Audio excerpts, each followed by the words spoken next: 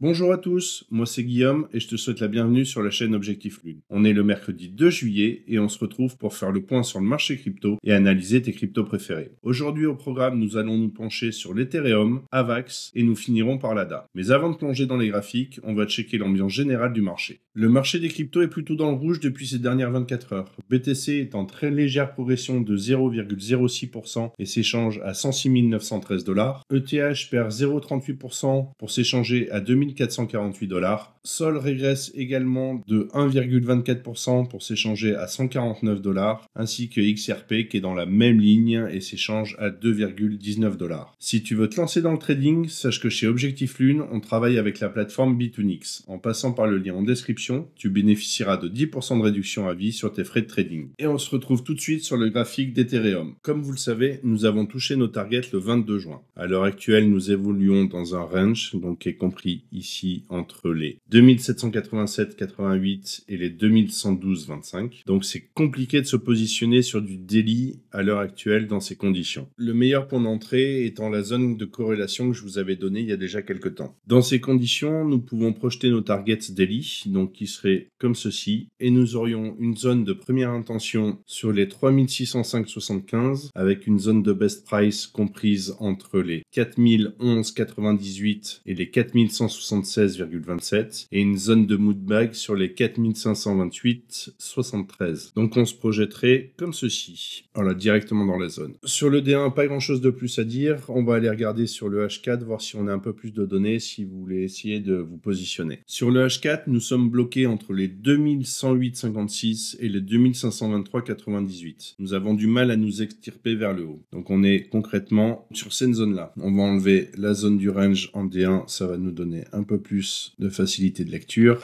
Dans ces conditions, nous avons deux options. Soit on vient retracer l'ensemble du mouvement initié depuis le 22 juin, donc sur les 2318,11 et les 2069,53, qui sera en corrélation avec la prolongation de Fibo, donc comme ceci sur les 2321,02 et les 2228,42, ce qui nous permettrait de nous projeter comme ceci, donc sur la zone des 2695,88 et les 2952,92 avec une zone de best price sur les 2809,01 et les 2854,76. Soit nous cassons directement le pivot qui est ici et dans ce cas-là, on se projetterait directement comme ceci et nous irions chercher la zone des 2780,40 et les 3035,17 avec une zone de best price comprise entre les 2892,54 et les 2937,88. Donc si on résume, soit on vient retracer l'ensemble du mouvement initié depuis le 22 juin,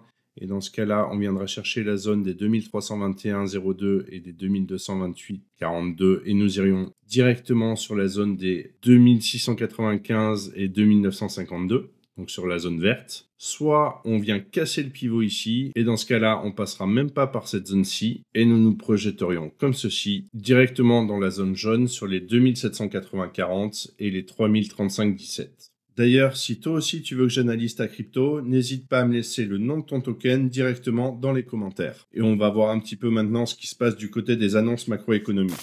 Aujourd'hui, nous n'avons qu'une seule annonce importante, le rapport ADP sur l'emploi privé aux États-Unis. Le marché attend 95 000 créations d'emplois contre seulement 37 000 le mois dernier. Si le chiffre est décevant ou très au-dessus, ça peut déjà créer de la volatilité sur le marché crypto, surtout dans un contexte de volume qui commence à se réduire. Et ça ne s'arrête pas là. Demain, jeudi 3, à 14h30, c'est un véritable déluge de statistiques. Le taux de chômage, la création d'emplois avec le non-farm payroll, les demandes d'allocation chômage et les indicateurs d'activité économique comme les PMI. Sauf qu'à partir de 13h, heure US, les marchés traditionnels ferment plus tôt à cause du 4 juillet. Pour rappel, le 4 juillet, c'est l'Independence Day. Et c'est donc férié aux États-Unis. En clair, on aura des chiffres très importants dans un marché creux avec peu de volume et donc un risque de mouvement très violent, parfois sans fondement. Le marché des cryptos, lui, reste ouvert, mais attention aux faux signaux. C'est clairement un moment à surveiller de près, que tu sois trader ou investisseur long terme.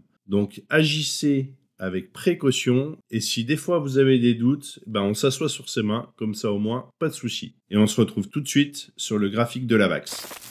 Nous sommes à l'heure actuelle toujours dans notre zone d'achat. Pour rappel, elle était comprise sur les 22,88 et les 9,16 avec une zone de best price sur les 16,84 et les 14,40. Zone d'ailleurs que nous avons touchée à 3 reprises. Vous pouvez le voir ici. Hop, on est rentré directement dans la zone de best price. Depuis le 7 avril, nous avons changé de momentum. Nous sommes sur une phase haussière. D'ailleurs, nos targets sur cette time frame seraient celles-ci. Donc les 27,77 en première intention, les 31,08 et les 32,42 en zone best price avec une zone moonbag sur les 35,28. Zone qui rentre en corrélation avec le retracement de Fibonacci de l'ensemble du mouvement initié depuis le 4 décembre. Vous voyez, on a une légère corrélation ici. Allez, passons sur le H4 pour voir ce qu'il se passe. Donc en H4, on est bien venu chercher la zone prévue sur les 18,79 et les 15,35 avec une zone de best price sur les 17,28 et les 16,67. On est venu chercher légèrement en dessous. On peut voir également que nous sommes venus chercher le retracement de la montée depuis le 23 juin sur les 0,5 et 0,618 de Fibonacci, sur les 17,14 et les 16,73. Et que du coup, nous pourrions nous projeter comme ceci pour aller chercher les targets à la hausse.